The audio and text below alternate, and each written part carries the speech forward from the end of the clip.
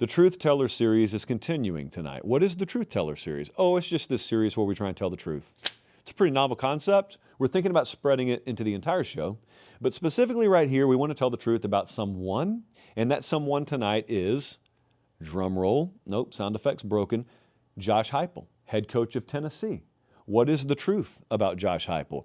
I think Josh Heupel's in a really unique position unto the rest of his peers because Josh Heupel is one of the only major college football head coaches right now that's being allowed to do it the old school way, sort of live the older school life of a head coach. Now, he's making new school money, so he's got best of both worlds. And what I'm talking about is there are a lot of guys right now that are paid a lot more money than they used to be paid and what their predecessors were paid. But with that and the advent of the portal and NIL comes an expectation that you got to win immediately, especially at a place like Tennessee that has top-of-the-line resources. You've got to be making the playoff every other year, especially if you're 5 years in. You have to have at least flirted with a national championship. His wins per season have gone 7, 11, 9, 10, 8. And then they're coming into this year. What's the win total, Jesse? Is it 7.5? 7.5, yeah. And yet, no one's freaking out. Think about that.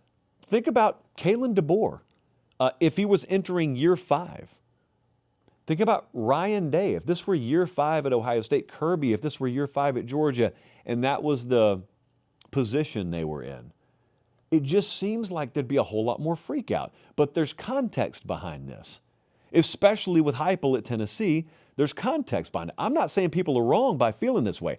I think they feel the proper way.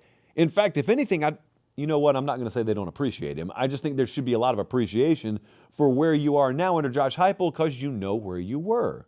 This was the same thing I would have said about him last year.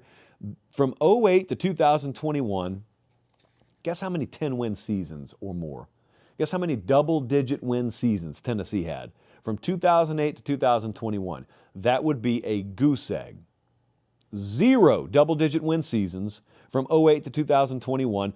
Also, 8 of those seasons from 2008 to 2021, they finished 500 or worse.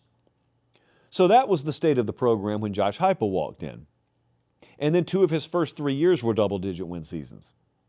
So this is not DeBoer taking over for Saban, where the expectations are immediately keep us in the national championship hunt.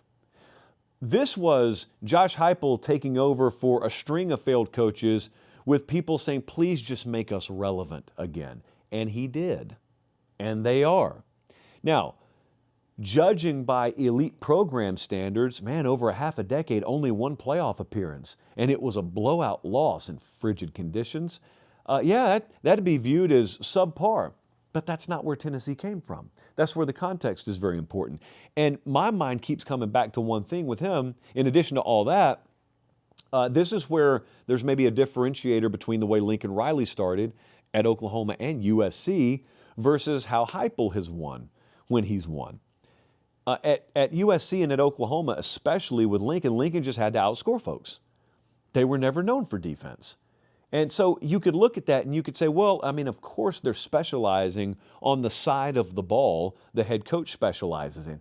Yes, but in a lot of ways, after you run off a string of those kind of results, it just reeks of a coordinator that's holding down a head coach's position. Quick 5-second timeout. Check and make sure you're subscribed to the channel. It keeps it free. We love you. All right, back to the show.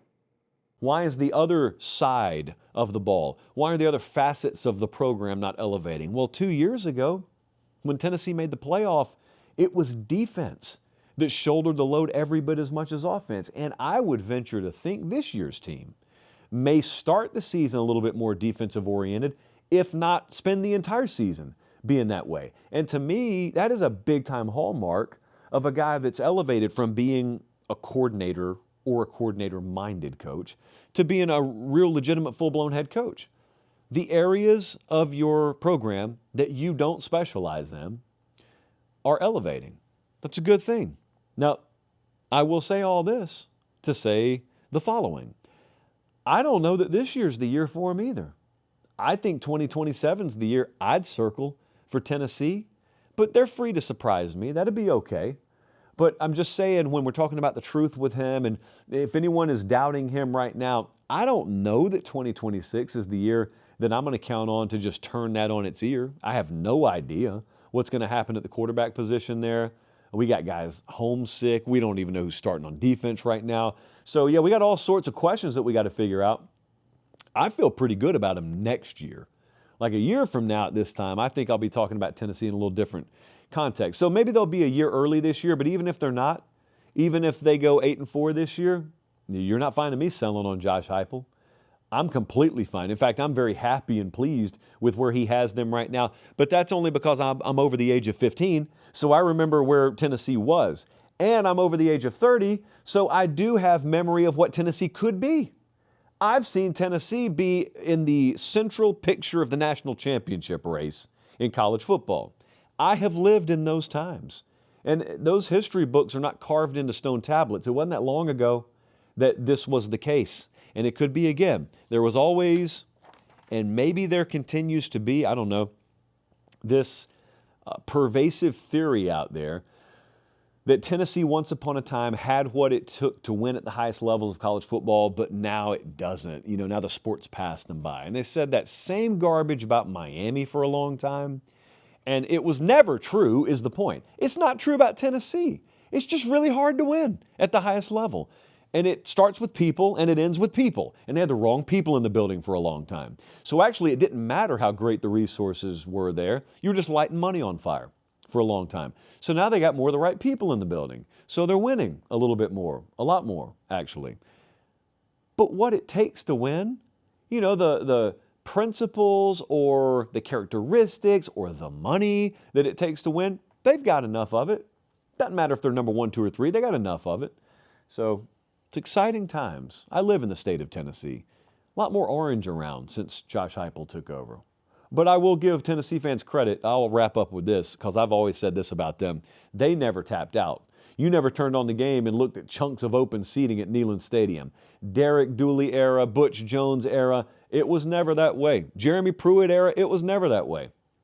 That's why those people deserve a winner. They deserve a championship as much as any fan base in this country. That's a good place to leave it. PateStateMaterial.com is your source as we speak to gear up. Maybe you're a full-grown adult and you can go buy larges and extra larges. Maybe you're an infant. We appreciate you watching the show. You got to start them young. We got stuff for you too. I don't even care if you haven't spoken your first words. If you're watching the show, you got internet. So the Little Freights collection is available for you. Maybe if your parent wants to purchase for you, we allow that too. But PateStateMaterial.com, got new items in there. And especially if you haven't been there since like summer of last year, because I noticed some of your patterns out there, you guys just stock up in August and you're good for the year. And I appreciate it. But you should know we've dropped a lot of new items in there since then.